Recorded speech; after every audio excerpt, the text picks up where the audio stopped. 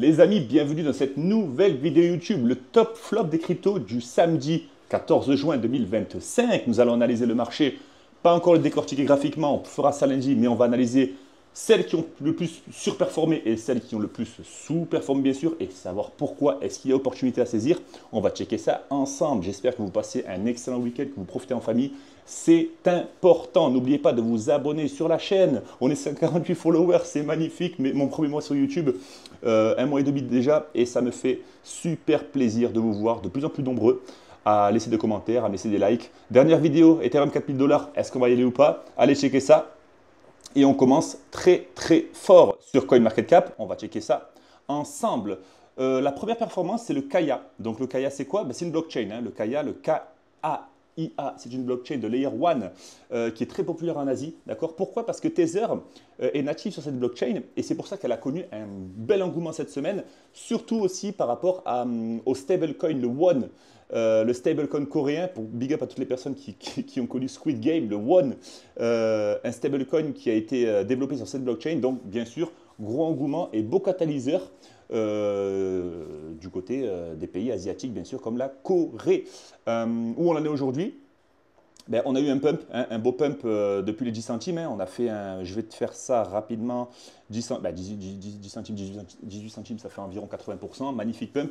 On est actuellement sur le premier arrêt de Fibonacci. À voir si on corrigera davantage. Mais on est sur un beau support aux alentours des 15 centimes. Si tu en possèdes, bien sûr, ben, c'est le moment de savoir ce que tu vas faire. Tu as plus 50%.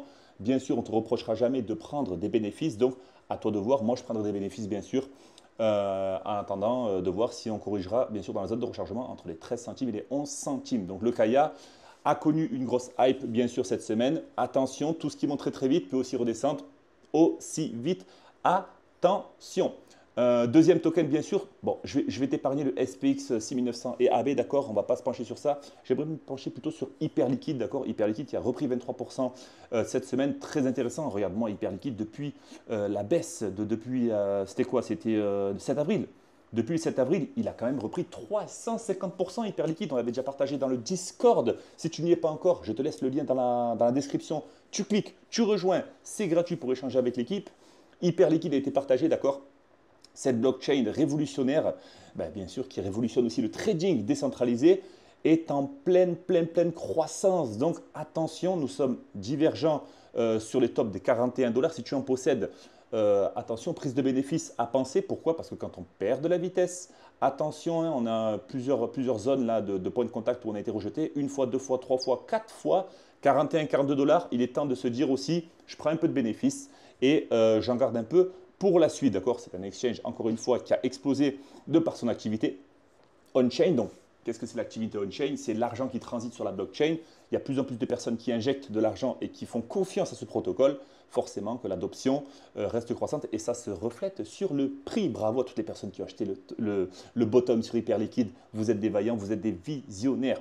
Ensuite de ça, ben, il y a une pression acheteuse, qui suit, c'est tout à fait logique. Attention à ne pas se faire avoir. Regarde l'ancienne ATH, l'ancienne ATH, excuse-moi, c'est une mèche. On est venu mècher à 42 $.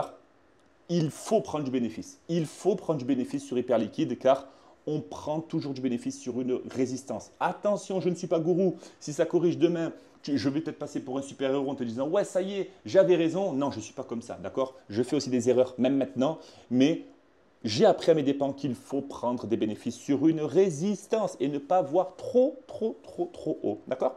Donc, très intéressant. Hyperliquid si tu en possèdes. Et bien sûr, 6 corrections, je te fais un petit Fibo des familles. 6 corrections et si on a trouvé le top, une bonne zone de rachat sera aux alentours des 30 $ sur Hyperliquid. N'hésite pas à checker le projet, c'est hyper puissant. Je vais t'éviter Sky, on va se tourner vers Uniswap. Uniswap qui est le DEX numéro 1. Ben, le DEX numéro 1, d'accord? C'est le DEX numéro 1, l'exchange décentralisé numéro 1, capitalisé à hauteur de 4,6 milliards de dollars. Uniswap, je trouve qu'il a repris un petit peu plus de part de marché parce que ben, forcément Ethereum, on a un engouement qui revient doucement sur Ethereum de par l'actualité, de par la dernière mise à jour et de par aussi ben, le fait que Bitcoin, s'il viendrait à corriger Bitcoin de la Bitcoin dominance, si Bitcoin, attention, je refais ma phrase, si Bitcoin corrige, non. Si la Bitcoin dominance viendra corriger, parce qu'il faut savoir qu'on est aux alentours des 60% de dominance Bitcoin actuellement, Si on vient à corriger sur la dominance Bitcoin, qu'on redescend à 50% environ, ça serait vraiment top. Ça serait Uniswap qui serait la première phase de l'entonnoir, hein, des liquidités qui seraient injectées sur les altcoins. Donc, ça serait, je pense, un des premiers à réagir. Et la réaction commence déjà, on est aux alentours des 7,3 $. On est sur une résistance, hein, aux alentours des 7,3 $. Très intéressant, Uniswap qui prend cette semaine, qui a pris ce mois-ci 15%, et cette semaine qui a repris presque 20%. Donc ça reste quand même le numéro 1 de la DeFi. Et bien sûr, on est aussi sur une nouvelle version d'Uniswap, la Uniswap V4. Ça passe, ça fait plusieurs années maintenant que je suis dans la crypto. J'ai connu toutes les versions. Et là, on est sur une version V4 qui ne va pas forcément changer grand-chose dans ton utilisation. Oui, peut-être quelques détails, mais c'est plus pour les pools de liquidité que ça va changer. Et ensuite, bien sûr, grosse nouvelle, c'est que le narratif DeFi est relancé après des signaux positifs de la SEC, la Security Exchange Commission, qui est un petit peu la police, hein, la police des cryptos, des exchanges. C'est eux qui régulent, ils sont là pour réguler et nous protéger, bien sûr, de tous ces projets qui pourraient être scam, etc.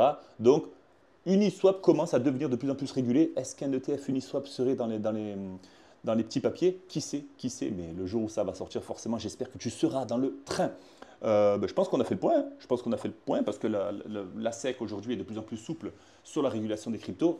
Attention, plus en plus souple. On parle de l'ETF Solana aussi qui pourrait être accepté prochainement car la SEC a demandé une modification d'un fichier sur l'ETF Solana. À voir si ça viendra à être validé. Bien sûr, ça serait encore une fois une porte ouverte à l'adoption. Qui dit adoption dit afflux de liquidité. Qui dit afflux de liquidité dit si tu possèdes des cryptos, tu t'en mets plein les poches parce qu'on va capitaliser. Et si tu n'en possèdes pas encore, je t'invite à nous rejoindre sur YouTube, sur les réseaux. On en parle quotidiennement et même toutes les semaines, tous les mois, tous les jours, toutes les heures, on en parle sur le Discord tout le temps. Au niveau des flops, je pense que je vais t'épargner ça parce que, je ne vais pas t'épargner les flops bien sûr, mais je vais t'épargner le reste des tops parce qu'on a Fartcoin, on a ICP qui a repris 10%, mais bon, ICP, il a pris 11%, mais il avait déjà perdu 15%, donc je ne vais pas me tourner sur ça. Le jour où ICP repartira sur un 50%, je te partagerai un petit peu plus le projet, pareil pour AVE et JTO aussi qui est sur Solana.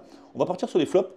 Donc le flop numéro 1, on va parler de Kaspa. Hein. Ouais, si tu veux, moi, je voulais parler de Fetch, mais on va parler de Kaspa.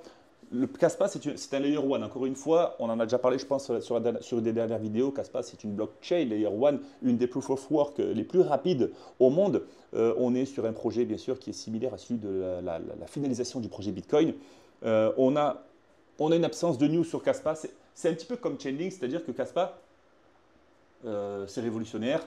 C'est quelque chose qui est en marche. C'est une révolution qui va, bien sûr, je pense, qui va réparer beaucoup de problèmes qu'on connaît actuellement hein, via la finance centralisée, via les institutions, etc. Mais Kaspa aujourd'hui, ça manque de news, ça manque de punch, hein, ça manque de punch. Et forcément, l'intérêt autour de Kaspa s'essouffle. Hein, c'est tout à fait normal. Hein. Aujourd'hui, on est monté à 13 centimes le 12 mai, donc il y a il y a un mois, on est monté à 13 centimes. Et depuis le top des 13 centimes, on a perdu quand même 43% sur Kaspa, ce qui est énorme. La tendance baissière continue. Attention, nous sommes en zone de rechargement, mais un 5-6 centimes n'est pas exclure, d'accord? Donc, parce que nous enchaînons des sommets de plus en plus bas et nous venons d'imprimer un nouveau creux de plus en plus bas. Donc, attention pour les personnes qui sont sur Kaspa, c'est pas maintenant qu'il faut prendre du bénéfice, c'est maintenant qu'il faut en racheter. Et si tu n'as pas assez de cash pour en racheter, forcément c'est une erreur de gestion de money management. Il est temps, bien sûr, d'en parler sur Discord, encore une fois, ou lâche-moi un commentaire si toi, est-ce que tu possèdes du Kaspa et qu'est-ce que tu fais aujourd'hui, comment tu te positionnes sur Kaspa. Est-ce que tu es là pour le court terme, est-ce que tu es là pour le moyen terme, est-ce que tu es là pour le long terme et pourquoi ça m'intéresse. À part ça, rien à dire de plus. Hein, on a vraiment une longue descente depuis la TH connue. C'était quoi? C'était quand la TH sur Kaspa? C'était en juillet 2024. Hein, on avait connu un ATH à 20 centimes sur Kaspa. Tu vois un petit peu les chiffres psychologiques 20 centimes, 10 centimes, 5 centimes, des chiffres ronds. Hein, et depuis, on est à 7 centimes, donc quand même 13 centimes de perte. Et là, on n'est pas à l'abri de retomber aux alentours des 5 centimes. Donc, énorme opportunité à saisir sur Kaspa. Je t'invite à checker bien sûr le projet avant. On va checker ensuite Sonic. Sonic qui a perdu aussi Sonic, t'es où Sonic? Sonic, anciennement Phantom, d'accord? Hop, le fameux Sonic qui est passé sous le $1 milliard de market cap, d'accord? C'est un Layer 2, hein, Sonic, c'est une blockchain de Layer 2 ultra rapide. Et on a eu une vente forcément massive d'un market maker. Qu'est-ce qu'un market maker? C'est une baleine, d'accord? On a une vente massive de Sonic, bien sûr, certes, qui n'a pas fait creuser le projet à lui seul, mais quand même 857 000 dollars de vente, ça fait quand même presque 1 million de dollars, c'est quand même beaucoup. Et aussi, on a eu un retrait d'un partenaire stratégique sur le protocole, c'est peut-être aussi pour ça. Donc, moi, je ne suis pas là pour te donner absolument, je ne suis pas le gourou, il ne faut pas juste m'écouter, moi je te donne les infos que je cueille, bien sûr, sur mes sources, mes différentes sources, mais j'espère que à travers tout ça, on y trouve une raison aussi de la baisse de cette crypto. Et encore une fois, cette vidéo, à quoi ça sert de regarder cette vidéo? C'est vraiment pour, encore une fois, faire le lien entre l'évolution du projet et l'évolution du prix, d'accord? C'est pas parce que Sonic a perdu X pourcentage cette semaine que Sonic ou Phantom, anciennement Phantom, est un projet nul à CH, je ne vais pas dire de gros mots, et ça y est, on dégage. Parce que tu risques de le regretter si tu ne te penches pas sur l'analyse fondamentale, sur l'actualité, sur les news aussi du côté du protocole et l'évolution du protocole. Tu risques de le regretter quand tu verras Sonic à 10 dollars. Tu te diras, mais purée, mais j'en avais de ce token. Je comprends pas, j'en avais, il valait rien, et maintenant que je l'ai plus, il vaut 10 dollars. Alors ça, c'est n'importe quoi. On s'est tous posé bien sûr cette question. Pourquoi les projets partent sans nous et quand on les possède, ils partent pas? Et c'est peut-être parce qu'on n'est pas informé et parce qu'on ne s'informe pas. Et j'espère qu'à travers cette vidéo, ça pourra bien sûr dissiper, comme j'aime le dire, le brouillard qu'il y a en face de toi. À chaque fois que tu avances dans le marché crypto, il y a tellement de nouveaux projets, des nouveaux protocoles, des nouvelles méthodes. Tu te dis, mais vers qui je peux me tourner? Et j'aimerais avoir des sources fiables et j'espère, et je serai bien sûr très très content et très très fier de devenir une source fiable pour toi. On a une baisse de la TVL sur Sonic aussi, c'est-à-dire qu'on a une baisse de l'engouement autour de la blockchain, autour de l'injection de liquidité de la blockchain. Donc forcément, ça se reflète sur le prix là. Est-ce une opportunité sur Sonic? Pourquoi pas? On va checker ça sur l'analyse technique très rapide. On a un support qui m'a l'air pour l'instant de tenir. Attention, j'ai bien dit pour l'instant les 21 centimes, mais on est venu chasser les 15 centimes lors de la précédente, bien sûr, semaine noire des altcoins. Donc une baisse à 15 centimes ne serait pas envisagée, est à envisager, pardon. Mais aujourd'hui, 21 centimes, qu'est-ce que je ferais? Ben, je scinderais mon investissement par deux. Forcément, je préfère avoir deux petites cartouches qu'une grosse cartouche. Plutôt qu'à mettre une cartouche à 21 centimes et que ça baisse encore et de me dire mince, si j'avais su, je préfère mettre deux voire trois cartouches. Donc scinder ma cartouche en trois. C'est 100 dollars à mettre, ben, tu mets 30 dollars maintenant.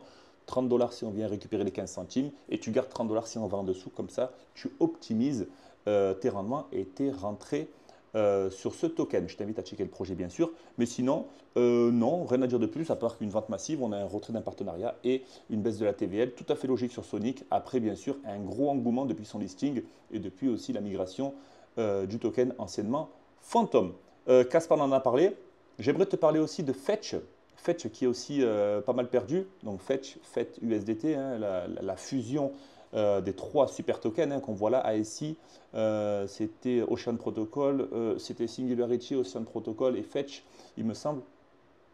Ben non, NQDOS, voilà, c'est écrit. Bon, bref, moi c'était Fetch à l'époque. Désolé pour les coquilles. Fetch 66 centimes, Fetch 66 centimes sur les agents IA, je trouve que c'est une opportunité. 1,59 milliard de market cap, je trouve que c'est une opportunité.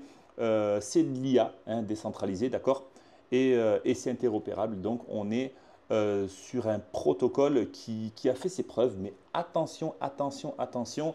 Encore une fois, l'IA a souffert depuis que les Chinois, qu'on adore, à qui on passe le bonjour à tous les Chinois, que ce soit les Chinois de Chine ou les Chinois qui sont en France, big up à vous. Ce n'est pas vous le problème, mais bien sûr la concurrence envers l'intelligence artificielle américaine et européenne. Nos amis les Chinois qui ont sorti aussi des IA qui sont évolutives, qui coûtent beaucoup moins cher, qui demandent beaucoup moins de méthodes, etc. à produire. Et du coup, qu'est-ce qui se passe? Ben, ça s'est reflété sur le marché de l'intelligence artificielle, Nvidia et surtout sur les cryptos. Et donc, une très grosse baisse d'intérêt pour l'IA. Moi, je pense qu'il faut acheter la baisse d'intérêt. C'est toujours pareil, acheter la baisse d'intérêt, acheter la peur plutôt que d'acheter l'intérêt et acheter l'euphorie. D'accord? Et surtout, c'est vrai, on peut aller plus bas sur Fetch et là, on va checker ça ensemble. Sinon, rien à dire de plus, à part que voilà, c'est un manque de catalyseur, tout simplement. Le jour où il y aura un catalyseur qui va arriver, quand je parle de catalyseur, ça sera une info autour de l'IA, boum, Fetch va péter, mais pour l'instant, ben oui, ça traîne la patte et c'est une opportunité à saisir. On va checker ça sur le graphique directement. Est-ce qu'on a un support aujourd'hui aux alentours des 66 centimes? Je dirais que oui, mais attention, pardon, mais je dirais que depuis le 9 avril, encore une fois, le 7 avril, on s'en souviendra de ce fameux 7 avril. Hein. Le 7 avril, on était parti chasser les 30 et quelques, il nous semble 34 centimes. Donc aujourd'hui, on est à 66 centimes. On est remonté par rapport à la dernière baisse, à la dernière chasse. On est à plus 100% quasiment. Est-ce que ce support va tenir? Je ne sais pas. Mais graphiquement parlant, chartistement parlant, on est peut-être en phase à casser ce support. Pourquoi? Parce que quand on est sur un support et qu'on fait des M comme ça, des arches, c'est toujours plus bearish que si on est sur un support et qu'on fait des W. D'accord? Donc là, on est plus enclin à casser le support. Attention, encore une fois, garde plusieurs cartouches pour réinjecter, mais tu peux réinjecter une cartouche maintenant à 66 centimes, garde une cartouche à 50 centimes, le prix psychologique, et une autre à 34 centimes, ça te fait 3 cartouches pour le prix d'une, et au moins ça te permet d'être exposé à Fetch et de profiter de cette baisse. Ce n'est pas un conseil en investissement, bien sûr, attention, check le projet. Pose-moi ta question sur YouTube, pose-moi ta question sur les réseaux. Je suis partout, je suis sur TikTok, je suis sur Instagram, j'essaie d'être partout, LinkedIn, sur Threads, sur Twitter aussi. Pose-moi ta question, on en parle avant d'investir ton argent. Sache que l'investissement, c'est toujours la finalité. Et si tu commences à prendre tout ça à l'envers, que tu investis et après tu cherches à comprendre dans quoi tu investis, ben, ça va être compliqué, d'accord? Donc, commence à prendre, bien sûr, les bonnes habitudes, commence à comprendre comment investir, dans quoi, et après, bien sûr, tu investis. Et oui, t'inquiète pas, les trains crypto, il y en a des centaines par jour. C'est juste qu'il faut arriver à les détecter et les déceler. Le dernier, pour moi, qui a souffert pas mal et qui est une opportunité, c'est Render, anciennement RNDR, Render qui a migré, bien sûr, sur la blockchain Solana, l'écosystème Solana. Désolé, mon t-shirt part toujours en vrille. C'est à cause de ce micro là qui part un peu. Il est un peu lourd ce micro. Je vais changer de micro, je pense. Et désolé, mais Render, depuis sa migration sur Solana, c'est vrai que ben, ils ont perdu, selon moi, ils ont perdu un petit peu d'intérêt. Est-ce que les pro ETH se sont détachés du projet parce qu'ils se sont dit, bah, écoute, maintenant qu'il est sur Solana, bye bye, je reste sur Ethereum? Il y en a, hein, je pense qu'il y en a. Hein. Moi, il n'y a pas de pro Solana, pro Ethereum. Moi, je suis pro gagner de l'argent. Que tu migres même sur, va migrer sur n'importe quelle blockchain, je vais te suivre parce que je pense que le projet reste quand même révolutionnaire de louer sa puissance de calcul, etc. Grâce à l'intelligence artificielle encore, il a souffert. Les DeepIn ont souffert, l'IA a souffert et aujourd'hui Render, c'est compliqué. Ok? On a eu bien sûr une grosse zone de take profit aux alentours des 10 dollars début d'année dernière. Je vais te partager ça. Est-ce qu'on a Render? Est-ce qu'on a Render? On me dit dans l'oreillette qu'on n'a pas Render. D'accord? Donc on va aller checker ensemble. Render USDT. On ne va pas aller sur Binance, oui, KuCoin, Binance, on s'en fiche. D'accord. 3 dollars. Donc bien sûr, grosse prise de profit. Depuis la fin d'année 2024. On avait tapé les 11 dollars sur Render. Depuis, on a du mal à repartir. Oui, le secteur IA est en galère. Oui, le DeepIn est en galère. C'est peut-être pour ça qu'il faut s'y tourner. Et là, tu vas peut-être te dire, mais ouais, mais mec, peut-être que les DeepIn c'est fini. Peut-être que l'IA c'est fini. Oui, oui, c'est vrai. Mais à un moment, j'achète la peur. D'accord? Acheter la peur, c'est pas uniquement, c'est pas 100% de réussite. Hein. Acheter la peur, tu as toujours aussi un gros pourcentage d'acheter rien du tout. Hein. Mais à un moment, si j'achète l'euphorie, là c'est sûr que j'ai 100% de perte. J'envisage 100% de perte, mais si j'achète la peur, j'aurai au moins une chance, bien sûr, grâce à mes analyses, grâce à ma connaissance, grâce à l'étude de la TVL, grâce à l'étude aussi de la tendance, grâce à l'étude du projet, de l'équipe. Ben, je peux me dire que finalement, Render, ils ne sont pas si nuls que ça hein, par rapport au prix, parce que si tu parles de Render à une personne, il va te dire, ouais, 3 dollars. Je préfère me tourner vers un token qui est plus en hausse, c'est normal parce qu'on va acheter la confiance, hein, l'esprit moutonnier, mais prends ce risque. Prends ce risque, hein, il n'y a pas d'argent, hein, no risque, no monnaie, comme on dit. Donc, assez parlé. Après, non, rien à dire de plus sur Render. On a quand même un creux à aller chercher. À 2,5 $, ça reste quand même très très bas. On a 3,4 $, ça ferait encore une baisse d'environ 26%. Encore une fois, si tu veux rentrer maintenant, tu peux. Scinde ton investissement en 3, c'est toujours plus conseillé. Et n'aie pas les yeux plus gros que le ventre. Parce que si tu cherches à acheter le bottom ultime et acheter à 2,5 $, tu peux, mais de l'autre côté, tu prends un énorme risque et ça, c'est contre-productif et c'est contre ma vision de prendre du risque. D'accord? Parce que les gains vont venir, mais les gains avec le risque, ce n'est pas pour moi. Les gains sans le risque, c'est toujours mieux parce que mieux vaut une bonne défense pour tenter de marquer un but plutôt que d'avoir que des Mbappé dans l'équipe et de risquer de se prendre une contre-attaque et de se faire éclater le wallet. Je pense qu'on a fait le tour. Je pense qu'on a fait le tour sur les top flops. Après, aujourd'hui, on a un Bitcoin à 104 000 $, 109 000 $ qui est en phase de correction. Regarde bien sur le long terme comme il est Bitcoin. Hein. Mais, court terme, attention, on a une phase de distribution, on est à 104 000 $. Je pense qu'on peut, on peut encore corriger. Attention, on a eu BlackRock. BlackRock, c'est BlackRock ou pas, qui a vendu pas mal de Bitcoin aussi. Ils ont le droit de vendre, hein, c'est normal. Hein. Et on a de l'autre côté, on a pas mal aussi de baleines qui se sont tournées vers Ethereum depuis la mise à jour et depuis aussi qu'on sait qu'il y a plus de 30%, je pense, environ de stacking sur Ethereum. Donc l'engouement autour d'Ethereum revient. Espérons que la season reparte. Mais voilà, je ne te prends pas plus de 20 minutes sur cette vidéo. Hein, je pense que ça suffit. Le point, on l'a fait. Le petit point hebdo, on l'a fait. Suis-moi sur YouTube pour ne rien rater, bien sûr, des prochaines vidéos. Et ben, écoute, j'ai envie de te dire, passe un excellent week-end. Si tu es sur Discord, ben, écoute, échangeons autour de ça. Si tu n'y es pas encore, je t'invite à nous rejoindre ou parlons en commentaire sous cette vidéo. J'espère que cette vidéo t'a plu. En tous les cas, moi, je la partage à ma communauté, ça me fait plaisir. Mais j'ai décidé de le faire aussi aux personnes qui ne sont pas encore dans la communauté. Ça pourrait aussi vous aider sur vos analyses et votre suivi. Passe un excellent week-end, je te le redirai jamais assez. Profite bien et on se revoit la semaine prochaine pour l'analyse technique du marché. Ciao, ciao!